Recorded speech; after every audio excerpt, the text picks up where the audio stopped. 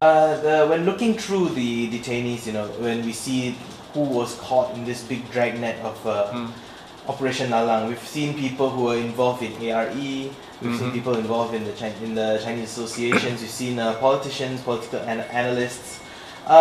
What did you see as a common denominator in all these people? Because sometimes it's a bit odd to see, okay, there's an activist, but he's not involved in politics, instead he's involved in something like ARE. That's right. And there's the term that people use, that Mahathir wanted to silence his dissidents.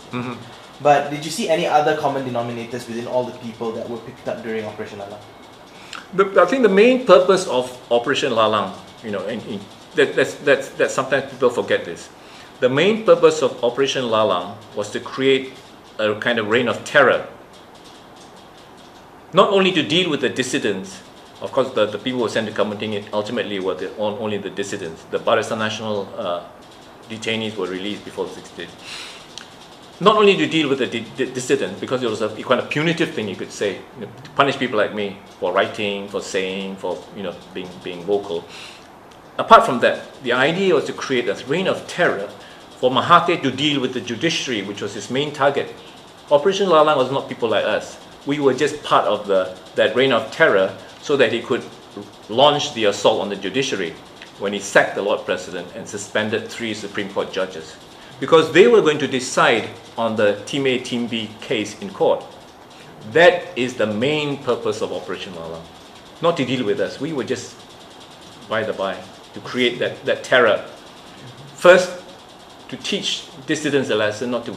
Second, most important of all, to create what the Tunku said was a police state. The Tunku actually said that. It's on record. To create a police state so that there will be no opposition to him dealing with the judiciary. The sacking of the Lord President of our judiciary is one of the worst kind of incident of that kind in the whole Commonwealth. This is the opinion of jurists in the whole Commonwealth. It never happened before. Not even the worst African state. So this is what Mahathir was after, and he got what he wanted. Team A won the case, and the judiciary was dealt with. But it was a very serious assault on the judiciary, which is one of our most important democratic institutions, which up to today, 30 years later, we haven't really, we haven't actually